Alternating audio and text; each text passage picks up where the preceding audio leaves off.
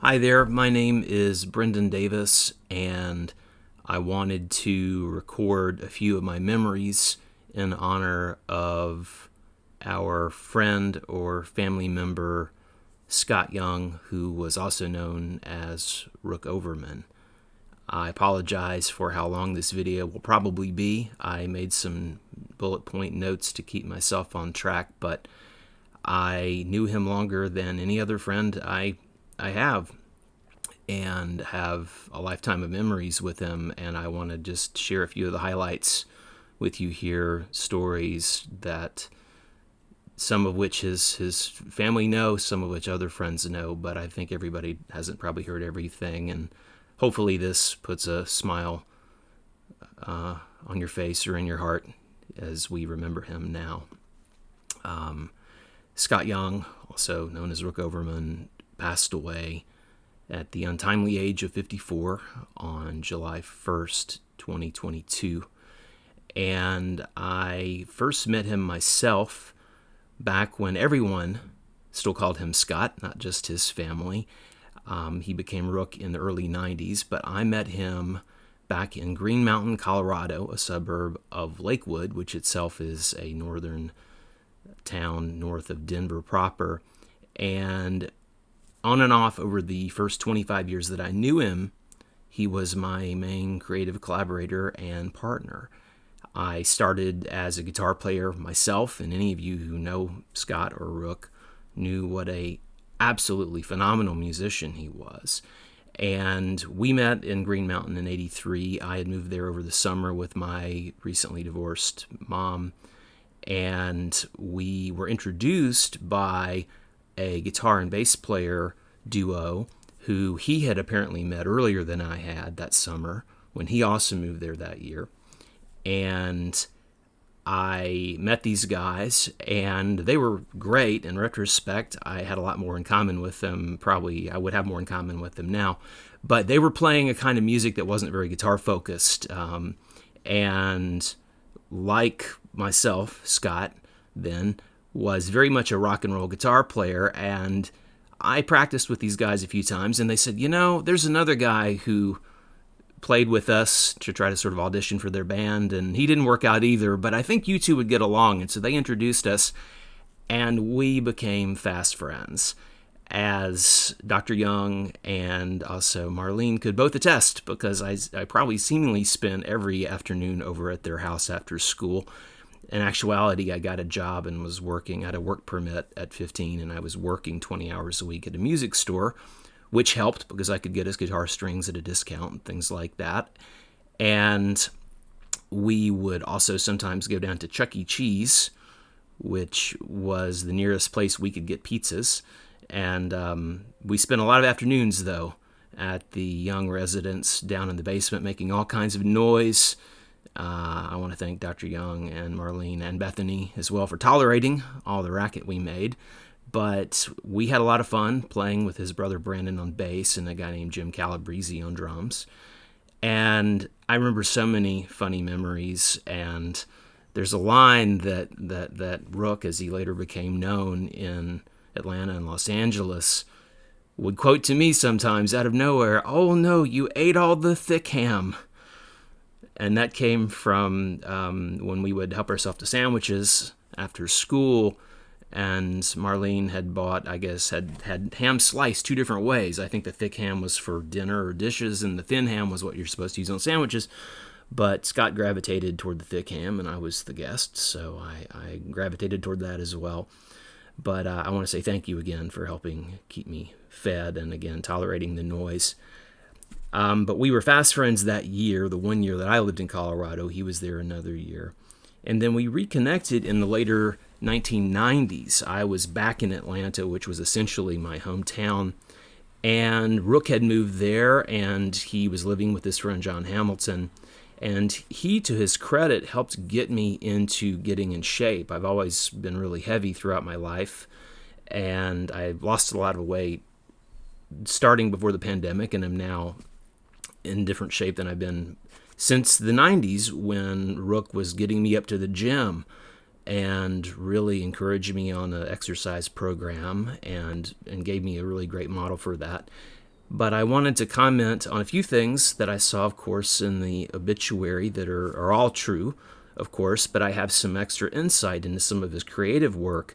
It mentioned that he wrote a script. He actually wrote many screenplays, and we co-wrote one together. I'll get to that in a moment. But when we were in Atlanta, he had an idea for a horror film, and neither one of us was a big fan of kind of gory slasher stupid horror films. We liked suspenseful films, and he had an idea for a vampire picture called Skeleton Hollow, and he wrote the script, and John and I produced it along with another friend, Linda Burns, and Rook directed it, and we shot this short, and we ended up cutting a piece out of that and tried to get the feature made. And like a lot of things, it's difficult, and we were all trying to work and do different things to earn a living, so it didn't get done, unfortunately.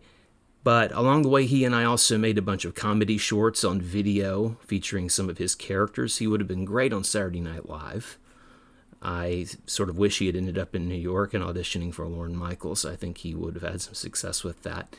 But the most enduring thing that we did from that period was that while I had this professional video equipment from my job, I had him, he played a piece that he'd been working on in 98 or early 99, and it's on YouTube, and he did many versions of it over the years, but the version that I originally shot with him is on my YouTube, and it says Rook Overman Binary Finery. That was the name of the electronic artist that he was doing a version of their song. And as I'm recording this, that still has a lot of plays. I believe it's 160,000 plays and so many loving comments. If you read through the comments, every one of them is positive, and pretty much their minds were blown by his talent, as was anyone's who got to hear him play. Flashing forward a little bit to the early 2000s, I had moved to Los Angeles in 2002, and he was living up in Salt Lake City, and I had an opportunity through a director-producer friend of mine. I had an idea for something, and he said, "Why don't you write it?" And I thought Rook was a better writer than me, and pitched it to him and said, "What do you think about this?" And he had some great ideas, and he said, "Why don't you come up and work on it?"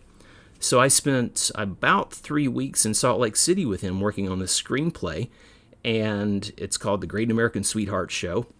It's a very bawdy comedy that you certainly couldn't make today. It's kind of in the Mel Brooks politically incorrect school, good-natured, but very funny. I'm due to give that a reread.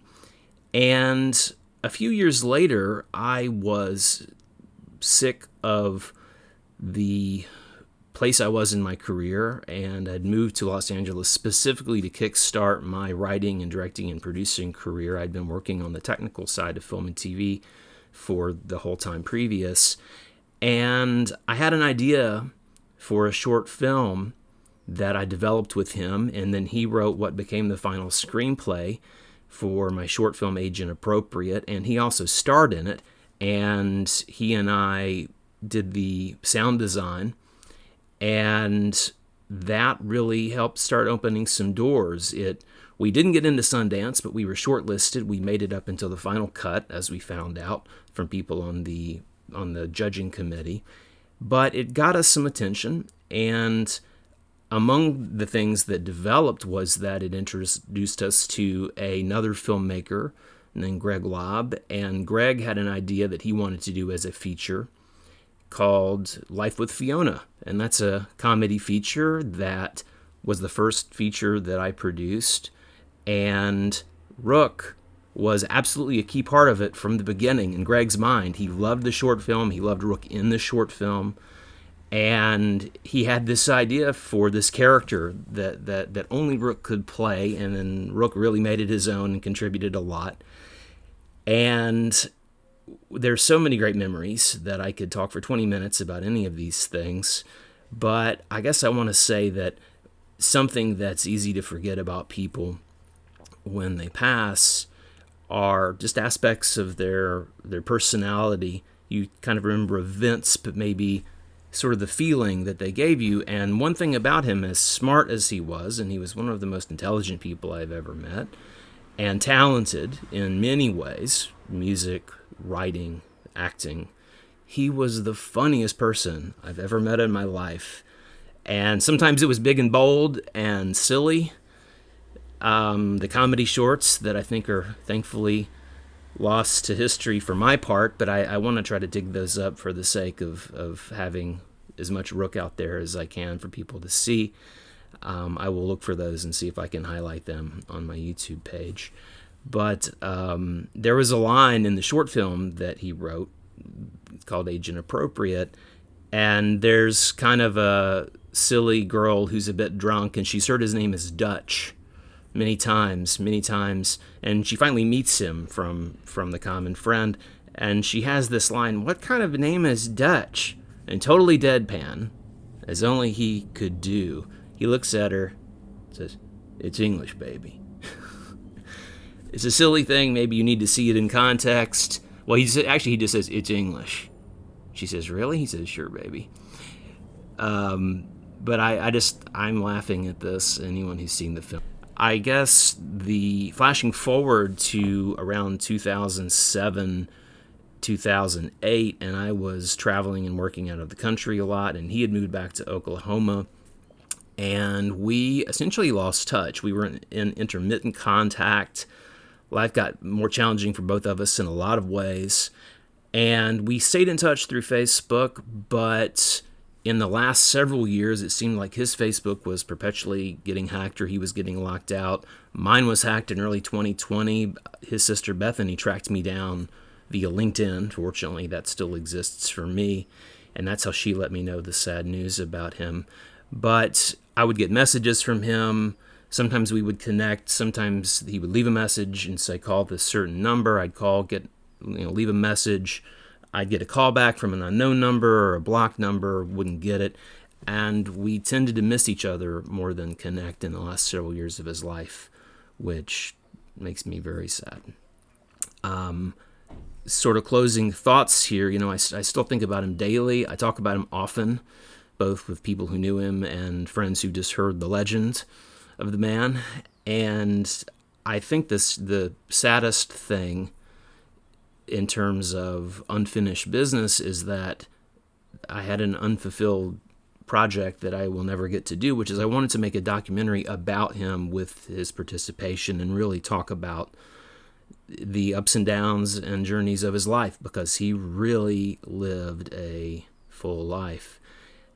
He does have a lot of unproduced writing, a lot of scripts that I have copies of, a lot of things that he workshopped when we were living in either Atlanta or LA together or in close proximity, things we worked on together. So I am going to look through all of that as the days go by and see if anything could maybe be updated and refreshed and produced, and I'll be in touch with his family if anything seems to show promise in that way. But in closing, I just want to say that I really hope everyone can remember him for the wonderful man that he was. Remember the good times that you had with him, the happiness and joy that he brought into all of our lives, how loving he was, how smart, and how funny he was. I hope that you think about Scott or Rook, and I know it'll be sad, but I hope that you have a little bit of a smile in your heart, and I hope he rests in peace.